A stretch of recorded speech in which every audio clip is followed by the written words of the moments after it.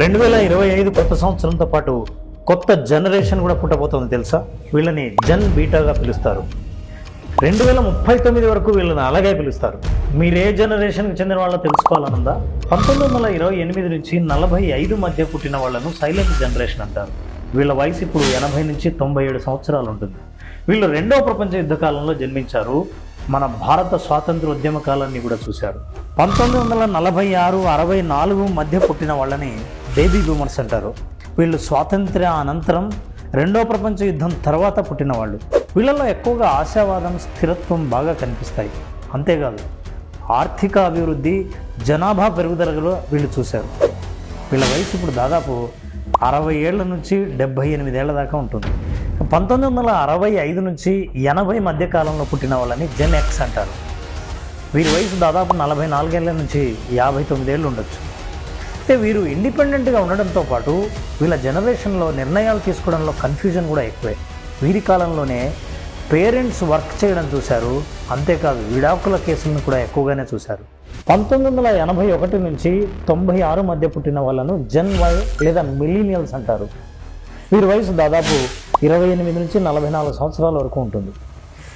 ఈ జనరేషనే ఎక్కువ టెక్నాలజీని, ఇంటర్నెట్ విపరీతంగా పెరగడాన్ని చూశారు. అంతేకాదు బాగా ఆర్థిక కష్టాలను కూడా చూశారు. 1997, 2012 మధ్య పుట్టిన వాళ్ళను జెన్ జెడ్ లేదా జూమర్స్ అని అంటారు. వీరు డిజిటల్ యుగంలో పుట్టారు. ఉద్యోగాలే కాకుండా సొంత వ్యాపారాలు కూడా పెట్టొచ్చన్న ధోరణి ఆ కాలంలోనే పెరిగింది. అంతేకాదు వీళ్ళకి వాతావరణ సమస్యల పట్ల అవగాహన విపరీతంగా పెరిగింది. ఇక 2013, 2025 మధ్య పుట్టిన వాళ్ళను ఆల్ఫా జనరేషన్ అంటారు. వీళ్ళు ఇప్పటికే టీనేజ్కి వచ్చి ఉంటారు. చాలా క్రియేటివ్, టెక్నికల్లీ ఎక్స్పర్ట్. వీళ్ళపైన తల్లిదండ్రుల ప్రభావం విపరీతంగా ఉంటుంది. ఇక ఇప్పుడు ఈ 2025 సంవత్సరం నుంచి పుట్టబోయే వాళ్ళను బీటా జెన్ అంటారు లేదా జెన్ బీటా అంటారు. వీళ్ళని అర్థం చేసుకోవడం పెద్ద సవాలుగా మారుతుంది. ప్రతి విషయాన్ని వీళ్ళు ఆర్టిఫిషియల్ ఇంటెలిజెన్స్తోనూ, ఆటోమేషన్తోనూ ఆలోచిస్తారు. అసలు టెక్నాలజీ అంటే అర్థాన్నే మార్చివేస్తారు.